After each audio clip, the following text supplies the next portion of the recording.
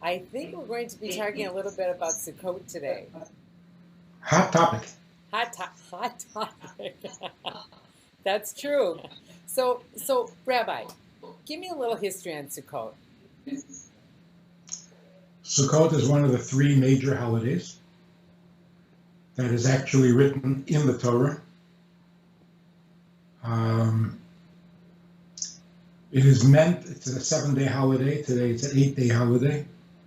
It ends with Simchat Torah. It comes in the harvest season, but what it is commemorating the 40 years in the desert where God protected us from the elements with clouds or with huts, but we were living in temporary dwellings. So for 8 days, we move out of our house into a temporary dwelling, which of course reminds us that even when we're living in a permanent house, it's really God's protection that keeps us going and that keeps us safe. So the sukkah, which is a little hut that we build, has to be covered with natural growth, has to be some plant or some tree, which shades us a little bit from the sun. It doesn't really protect us from the rain. So if it rains on Sukkot, there goes your soup. Wear your raincoat. Right. Can you use an umbrella in a sukkah? No. No? No. Okay. You have to be just under the sukkah. And the other mitzvah of that holiday is the 4 plants, or the 4 species, which is the etrog, the palm branch, the myrtle, the willow, and we put them all together and cause all 4 types to become one. And the 4 types are those who are great in everything. They have good taste and good smell. That's the citron. Then there's the palm branch. It has a good taste, but it doesn't have a very good smell. The myrtle has a very good smell, delicious, but it don't taste good. And the willow doesn't have much of a smell and it doesn't taste very good either. So the fruit of the palm tastes good, but it doesn't have a particularly good smell. So it basically includes every level of scholarship. Good taste means that you've studied a lot. Good smell means you've done a lot of good deeds. So there are those who are better at the good deeds than at the study. There are those who are better at the study than at the good deeds. There are those who are best at both, and there are those who are kind of schwach at both. But whatever it is, we're all one people. We take all 4 together, and that's how we celebrate Sukkot. And we have to do the shake, right? Tell me the 6 directions. Well, there are 4 directions, and then there's up and down. That's right. It's been a year. I forgot. It has been a year. That's why we have to do everything annually so we don't forget. Right. Rabbi, just back up a little bit and tell me why we're supposed to not have our roof completely closed up. Why are we supposed to see the sky or see the stars or have some rain in there? Because it has to be essentially a temporary dwelling. If you build it too strong and too protected, that becomes like a permanent dwelling. It's not. It doesn't symbolize the conditions out in the desert during the 40 years. What's really beautiful about it is that here is a mitzvah that you do with your entire body, sitting in the sukkah, your head and your feet equally. Not too many mitzvahs involve the entire body. Mikveh does, because in the mikveh you have to be completely submerged, but that's about it. Those are the 2 mitzvahs. The The thing about the sukkah is not only are you in the mitzvah from top to bottom, you can be in the sukkah with another person, or with 10 other people, or with 1,000 other people, and you're all doing the mitzvah equally from head to toe. So it's really a unifying mitzvah. So we're supposed to sleep in the sukkah? There is a mitzvah to sleep in the sukkah, but of course, if it's dangerous, or if it's too cold, or if it feels too holy to sleep there, then you're exempt. So if it creates great discomfort, you don't do it. Got it.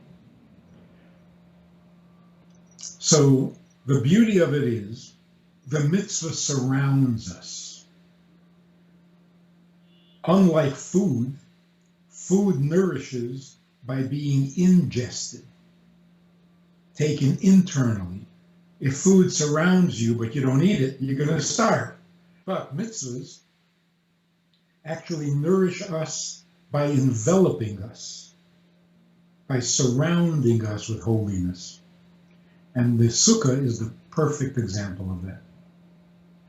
We are surrounded by holiness, submerged in it. But then taking the four elements, that is more of an internal process. They don't surround us. We unite them. We bring them all together. So here we have a combination of godliness that surrounds you and godliness that you internalize. So inside and out, we are surrounded and submerged in holiness. And that, of course, comes after Yom Kippur, which comes after Rosh Hashanah. So when we get our year organized straight and we get our accounts settled, we apologize for the sins of the past year, have them erased and forgiven, now we can enjoy the mitzvah of Sukkah with true joy. Clear conscience. Can you get married in a sukkah? You mean, can the sukkah be your chuppah? Yeah. Can the sukkah serve as your chuppah? Yeah. Probably. Cool. Do you know, I just said recently, I thought about that this morning, and I thought, I don't know if I've ever heard about somebody getting married in the sukkah, but how cool would that be? Be very fun. My next life, that's what I'm going to do. I'm going to get married in the sukkah. Have a big sukkah. Yeah. Or a tiny wedding would probably be better. And you sleep in a sukkah if you want. Not Minnesota. Hey, now it's very nice right now. It could happen. We had some pretty nice. We have. Sukkah, yeah. Yes, we have. And I so, also remember the days we had to shovel the snow off. Right. Absolutely. Absolutely. Well, we have to have a little bit of both. That's the beauty of being in Minnesota, right? Rabbi, a sukkah has to at least have 3 sides, correct? Yeah. If you wanted to use more of your, let's say if you're going to lead it on your house and just wanted to use 2. Or you can use your house as one of the walls. And that would be the 3rd, I suppose, right? And is there any particular thing that you're supposed to legally that you have to use as the sides, or can you do whatever you want? Anything can be used for the walls, not a lace curtain. Is there anything in particular that is a mitzvah to eat in the sukkah? Everything. There are no special meals. Okay. Or special foods. Okay. It's just the Yom Tov, same Yom Tov kinds of foods. Got it. But there's nothing particular like matzah on Pesach. Yes. Or anything like that. Okay. And do you The sukkah has to be under the open sky. Building a sukkah under a canopy doesn't qualify. Got it. So it's got to be open in your front yard, your backyard, preferably your front yard so that everybody can see it. So they know you're keeping it kosher. Yes. And your non-Jewish friends can come and ask you what it is, and you can tell them all about it. Right, right. That's what I always have thought was so wonderful about being in this area, being in Highland, is that People are really good about putting it in the front, and I think it's good. It makes your neighborhood want to know more. I love that. Yes. Good. Remember 1976. It was our bicentennial. And we put a sukkah up in the Nicollet Mall, downtown Minneapolis. It was a huge sukkah. And we invited everybody in. So that year, because it was the bicentennial, every company, every school, every organization advertised its age. Nice. Like since 1904, since 18, whatever. Right? So we put up a sign saying 3,315, whatever it was, 3,315 years that we've been doing this. And people were so amazed. I mean, America is 200 years old. We are 3,300 years old. Wow. And we've been doing this all the years. This has got some powerful meaning to it that keeps us going, or we keep it going, or whichever.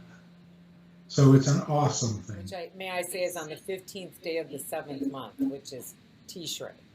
Just for those that don't know. Right. 15 days after Rosh Hashanah. So the commandment in the Torah is to the people who came out of Egypt that they should spend these 7 days or 8 days in these temporary huts, so that for every generation, the children will know that God protected us in the desert with these temporary things. So I guess the first time it was performed was when we entered Israel under Joshua. So we know that for the 40 years that we wandered in the desert, we lived off the food that fell from heaven, the manna. And we drank water from the well that came from a stone. But what protected us from the sun, from the wind, from those were the clouds or the temporary huts that God provided for us. And that kept us safe from the elements for 40 years. So we commemorate that by having all our meals and all our events in the sukkah for those 8 days.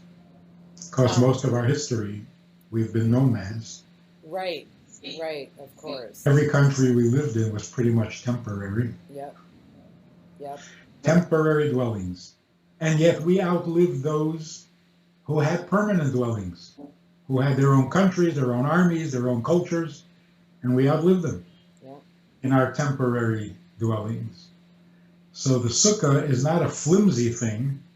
It's kind of an eternal thing, as flimsy as it looks. Where you are right now, you're in New York. Where are you guys putting a sukkah up, or are you using one that more people at one time will be using, or do you put your own up? Do you have the space to put that up? Well, hopefully we're going to be in Minnesota. Oh, okay, good. Nice. For Sukkot. But, the big apartment buildings, you can't have a private sukkah for every resident. So they build a collective sukkah. Nice. And they even do timeshare.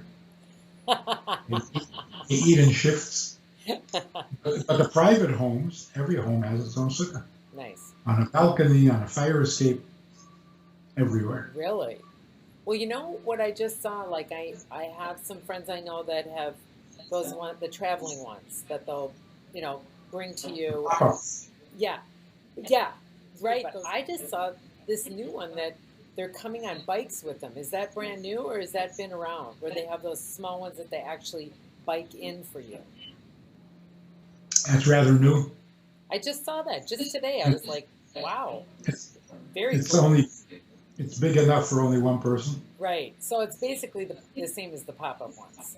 Yeah. It's just in case somebody wants a little bit more coverage, a little bit more of a man cave. Yeah.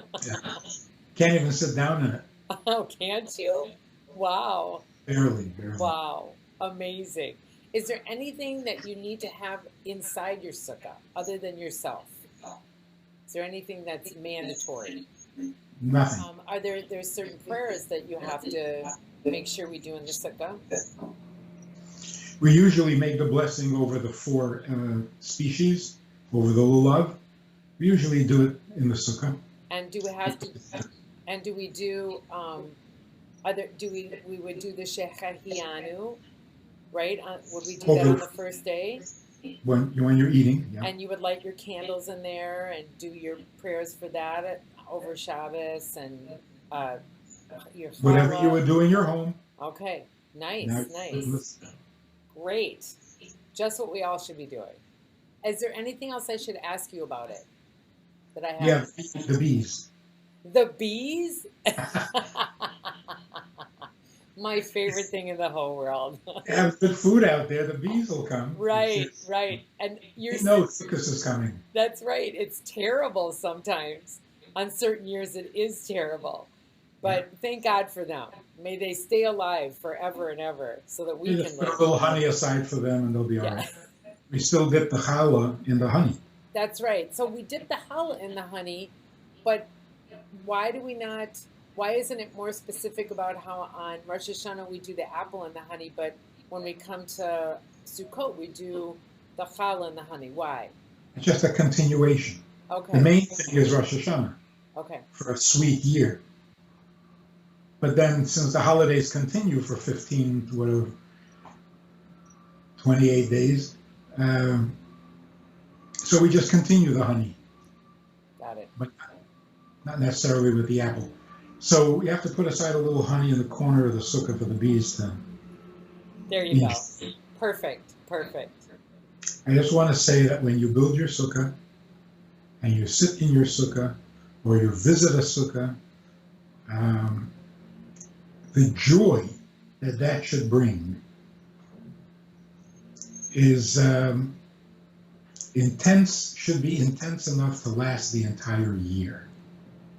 So, there's the anniversary of, everything has its anniversary. Rosh Hashanah is the anniversary of creation. Shavuot is the anniversary of the receiving of the Torah. Sukkot is the anniversary of the joy. It introduces joy for the year, so it should be enough to last the entire year. And this should be a very happy year, a sweet year, an enthusiastic year, and it should be a year of lots of good news, which we desperately need. We definitely do. Well, I wish you to have the best Sukkot that you've ever had. Amen. And hopefully in Minnesota. And I hope we will talk again soon. It's a pleasure as always. Thank you so much for your time, Rabbi.